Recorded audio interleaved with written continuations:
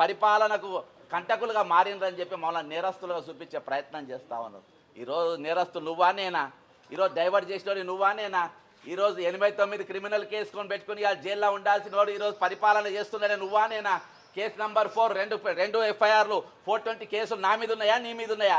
నేను ఎవరిని మోసం చేసినా, ఎవరిని దగా చేసినా, ఎవరిని నేను ముంచినా ఈరోజు నీతో ముంచిన వాళ్ళు, నీతో దోపిడీ గురైన వాళ్ళు ఈరోజు మా హక్కుల గురించి మేము మాట్లాడడానికి రాష్ట్ర గవర్నర్ గారి దగ్గరకు వస్తే ముసలి ముతకాన్ని చూడకుండా వారు అరెస్ట్ చేయించుకుంటా పోలీస్ వ్యాన్లలో పడేసుకుంటా తీసుకుపోయి ఈరోజు పోలీస్ స్టేషన్లో నిర్బంధిస్తున్నారంటే ఇంత మించిన భయంకరమే. ఎవరికి చెప్పుకోవాలి? గవర్నర్ గారు మీరు చెప్పాలి. నాకు నువ్వు చెప్పొద్దంటున్నావు, నా దగ్గరికి నువ్వు రావద్దంటున్నావు, నువ్వు మాట్లాడడానికి లేదంటున్నావు, నువ్వు గేట్లు వేసుకొని కూర్చుంటున్నావు. ఇదేనా బీజేపీ ఆఫీసర్? బీజేపీ ఇన్ఛార్జ్ వాళ్ళకున్న తెలంగాణ గవర్నర్వా నువ్వు తెలంగాణ గవర్నర్గా బీజేపీ ఇన్ఛార్జా? ఇలా ఏమన్నా విందు వినోదాల కోసం వచ్చినావా? నువ్వు దేనికోసం వచ్చినావు? ఈరోజు నేను ఎక్కడ కూడా ఈరోజు లా తప్పుతలేను, ప్రతిదీ రూల్ ప్రకారం మాట్లాడుతూ ఉన్నా.